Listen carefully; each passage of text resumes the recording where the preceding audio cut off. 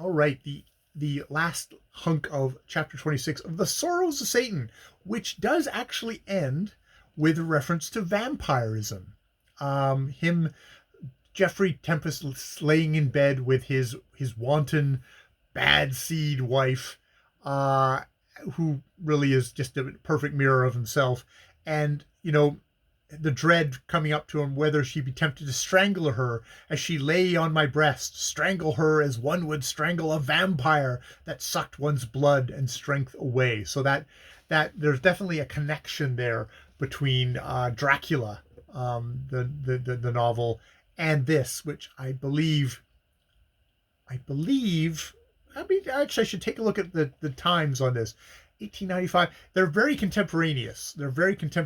And maybe I'll have to look and see when Bram Stoker's Dracula was, or yeah, have to take a look because that seems to be there's that seems to be a shout out to Dracula, but maybe it's just a shout out to vampirism being in the air in general. There's a couple of vampire stories going, so maybe Bram Stoker's Dracula, could be other ones. Um, I think I've been kind of rolling my eyes at um, the whole thing of like, oh, if you don't have God, you can't be a kind, compassionate, moral person. But I should probably keep in mind that this is also could be like a genuinely sincere struggle within this author of, I'm living in an increasingly secular age. There's increasingly more and more visible signs of the scientific discoveries having had great impact, are really transforming the world. And it's an ascension, and religion is getting chipped back in exactly what it has a say in. Like, well, until the fundamentalists take over again. But that, the idea that, oh, there's less and less, religion is having a less and less of a thing, and indeed there's kind of a challenge to what is a lot the moralities of the time of what is a woman's place, what is a man's place, what is male and female gender roles. That's definitely, there's anxieties there. So there is that sort of thing, and it's exact that anxiety that if you become so godless, everything just becomes animal, everything becomes coarse brute appetites and nothing else, that your conscience will evaporate. And indeed that's how they're casting the rest of society, is like that. And I mean, this is, I do really get the sense that this is a middle class author looking up at the upper class and saying they've gone that way, and aren't we going to go that way too?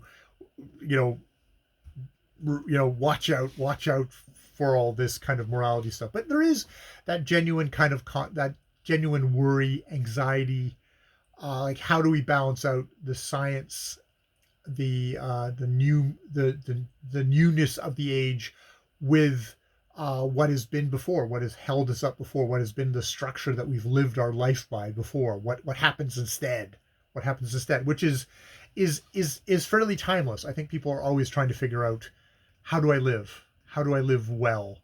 How do I live well in a way that's going to make me happy, but also how do I live well in a way that is feels right, that is correct, and how do I determine that?